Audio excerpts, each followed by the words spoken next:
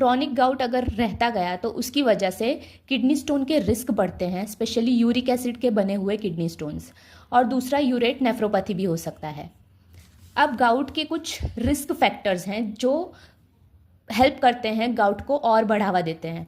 तो that is obesity, diabetes mellitus, hypertension, metabolic syndrome, chronic kidney disease, thyroid diuretics और aspirin जैसी drugs. Gout में जो most commonly affected joint है वो फर्स्ट मेटाटार्सल जॉइंट है, that is our big toe, पैर का बिग टो। और इस अफेक्शन को हम पोडाग्रा कहते हैं।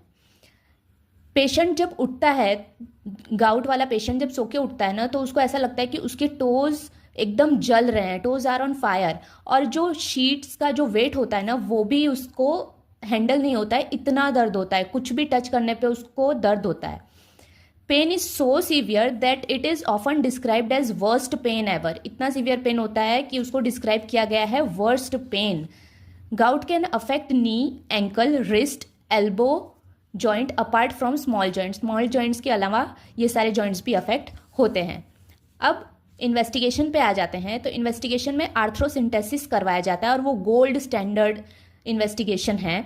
आर्थ्रोसिंटेसिस करवाने के बाद हम उसमें मोनोसोडियम यूरेट क्रिस्टल्स देखते हैं।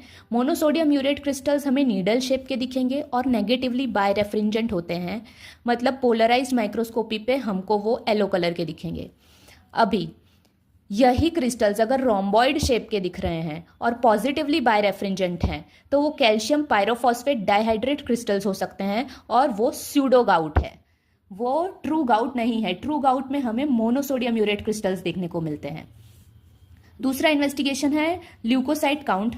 वो यूजुअली लेस देन 50,000 मिलेंगे पर ml हमें गाउट में, वही सेप्टिक आर्थराइटिस में वो मोर देन 50,000 पर ml होते हैं। यूरिक एसिड लेवल हमको नॉर्मल भी मिल सकता है और बढ़ा हुआ भी मिल सकता है, इस वजह से वो कन्फर्मेटरी टेस्ट नहीं है। ESR और CRP इन्फ्लामेटरी मार्कर्स हैं, इसकी वजह से वो बढ़े हुए मिल सकते हैं। इधर इन्फ्लामेशन कब होगा? मोनोसोडियम यूरेट क्रिस्टल्स जब जाके डिपॉजिट होंगे उसकी वजह से इन्फ्लामेशन होगा जॉइंट में और उसकी वजह से पेन होगा। एक्सरे पे हमको पंच्ड आउट लीजन देखने को मिल सकता है या तो फिर रैट बाइट इरोजन, मतलब माउस ईटन अपीयरेंस देखने को मिलता है एक्सरे पे। ट्रीटमेंट देखते हैं तो ट्रीटमेंट में एनसेड्स दिए जा सकते हैं पेन रिड्यूस करने के लिए। एलोप्यूरिनॉल यूज़ किया जाता है यूरिक एसिड लेवल्स को कम करने के लिए। ज़्यादा पेन हो तो कॉर्टिकोस्टेरॉइड इंजेक्शन भी दिया जाता है अफेक्टेड जॉइंट में। कॉल्चिसिन भी यूज़ किया जाता है पेन के लिए।